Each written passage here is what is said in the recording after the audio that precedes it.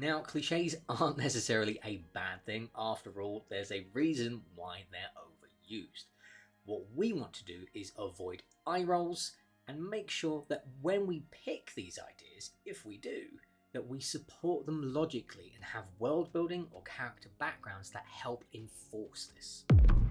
So the first cliche is the lone survivor. Now, if we think about humans in general, we survive and work better in groups. If a human is by themselves and has to survive, they're going to do a poor job of it, I can assure you. It's just the nature of things and all the different facets that we have to think about to keep ourselves alive. You have health, you have security, and one of the most vital ones, food and water. Now, in these films, you have these characters that have to do all of these things. They have to maintain security, they have to ensure that they're healthy, and they've got to make sure that they've always got a supply of food and water, which that alone is super time consuming. Now, if we look at I Am Legend, and I'm talking about just the film, we can see that he is in a city, which already helps enforce that there probably is a good supply of either medicines and food or water. So he's quite simply got that covered for the time being. And then he has his home base that he goes back to. So he has his security as well. If we compare this to the Book of Eli, we have him traversing a barren wasteland by himself, but he's also amazing at fighting. Now, if you're traveling, you're going to need more energy to maintain your body and to actually stay alive, let alone fighting as well. And this for me already pulls into question of how on earth has he had enough food? Like that's something to seriously consider. And then when he comes across the town, arguably everyone looks like they're doing worse off than he is. But they're together in a community. Yes, the bad guy's sort of keeping all the luxury stuff to himself, but it's probably going to be easier still as one of the commoners there to survive than it would be being Eli by himself wandering a barren wasteland. But even though it has these minor holes in it that you can poke, I still very much enjoy the film. Now for number 2, we have waking up after the apocalypse. This is used in Walking Dead and also 28 Days Later and a variety of other things. What this allows you to do is gloss over the actual apocalyptic events, as interesting as they are, and join the protagonist after everything's happened. Now, it can provide a good and unique opportunity to have a protagonist that is discovering this new world alongside the reader, and it helps for story building and world building because you're learning as they're learning. On the flip side, you've just avoided like the main piece, the cause of the apocalypse, and it's kind of down to you as to whether you would like that to be a mystery and something that's built upon as your story progresses. For the third cliche, we have the instant collapse of society. Now, again, that's not to say it can't happen, but it depends on your apocalyptic event. For example, in Fallout, where they drop nuclear bombs everywhere, there's kind of a valid reason as to why there would be an instant collapse, because 99% of the world has been nuked. Fair enough.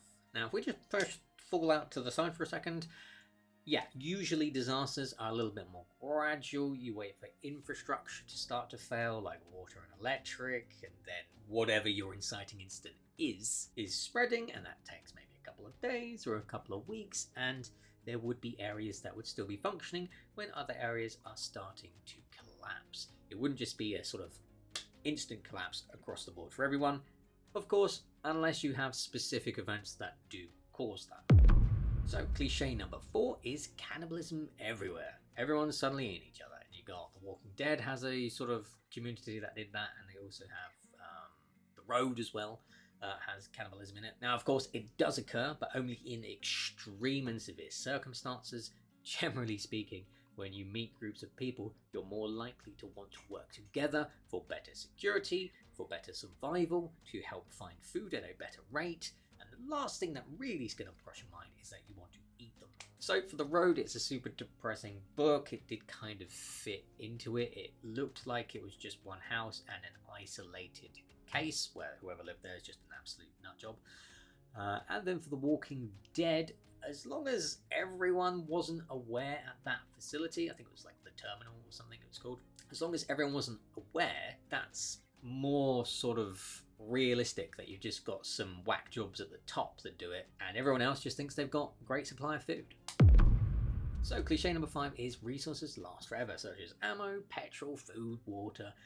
things that relied on previous infrastructure that was destroyed with the apocalypse is going to have either an expiry date or you're going to run out of the supply of it. Something is going to go off and you're no longer going to have it. So examples that come to mind would be Zombieland and also Mad Max. Although when we look at Mad Max, they have made us aware that there are different neighbouring factions that provide different things. And the main chap provides his water for some oil. There's also a bullet farm, so they can get the necessities that they use all the time, which makes it a little bit more grounded, a little bit more acceptable when you're reading the book. Whereas if you haven't grounded any of that, petrol goes off. It doesn't last forever. You run out of bullets eventually, unless you find a stash of them. So if you use this cliche, it's just worth thinking about, where do all these things come from and how much realistically are you going to have? Now, number 6 for cliches is empty cities. Now, for some reason, it's like, I don't know, is it romanticism of finding an empty city, wandering through it by yourself with the ruins and the moss and everything? Super scenic. But in reality, people are going to live there because buildings provide shelter. There's a certain level of protection and infrastructure that they could potentially use, and so they would cluster in these safer places compared to being out in the open. Of course, this also depends on your apocalyptic event again, as to whether that is a feasible and realistic thing to do, but cities would provide an abundance of food and shelter and tools and things to help get them kickstarted on rebuilding civilization. Which ties loosely into the next one, which is civilizations never rebuild.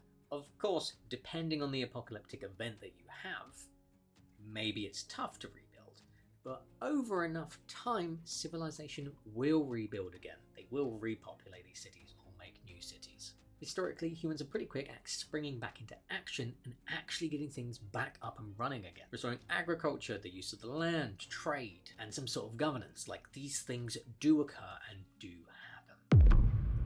And for this next cliche, we have the Doomsday Prepper, which kind of half ties in again to Fallout, where they got the bunkers and they were preparing, obviously on a way bigger scale than sort of a single person just preparing for the apocalypse. But it essentially gives them enough supplies and food to last, but again, this is only really a temporary solution for them. They need to find others, establish some sort of trade with their own supplies and others before they inevitably would run out of supplies. And of course, being entirely alone if you're a Doomsday Prepper by yourself in your bunker is of course not going to bode well for your mental health, because humans don't really do that well when isolated. Morning, Hank. Which kind of ties to the first one. When you're a lone survivor or wanderer, it's going to be tough, not only just to survive physically, but also mentally. Cliche number 8 is having the safe haven place, somewhere to the north, somewhere to the south, somewhere to the west. Like, there is somewhere that everyone wants to head to because there is a safe place away from all of this that escapes the apocalypse. Now, in reality, yes, there probably would be something like that, because it gives people hope that not everything was broken, not everything was damaged, and that there is a safe place that brings back normality and that everyone wants. And it could be that this is a genuine thing, or it could be a trap. In reality, there's never one safe place left. There is always going to be multiple places, unless of course the actual apocalyptic event was orchestrated by someone, in which case, yeah, maybe there is just one place left. But generally speaking, there's gonna be multiple pockets that are safe. Now, cliche number 10 is everyone looks post-apocalyptic, like they've dressed for the occasion, which is fairly amusing, and I'm sure some people would. But in reality, you're probably just gonna wear the clothes that you've got, and there's gonna be obviously new uniforms for new factions or towns, but yeah, not everyone's going to be, shaving off half their hair and dyeing it purple and wearing goggles. It's mostly just going to be normal clothes. Of course, if you do have quirky clothing, you can do it. There's nothing wrong with doing it, but I would say add context, add reason behind why they do it. And that at least makes it a little more believable. And that's it for this video. Be sure to check out the other post-apocalyptic videos that I have, and feel free to drop a comment down below if I've missed a post-apocalyptic cliche that you either love or maybe hate. And I'll see you in the next video.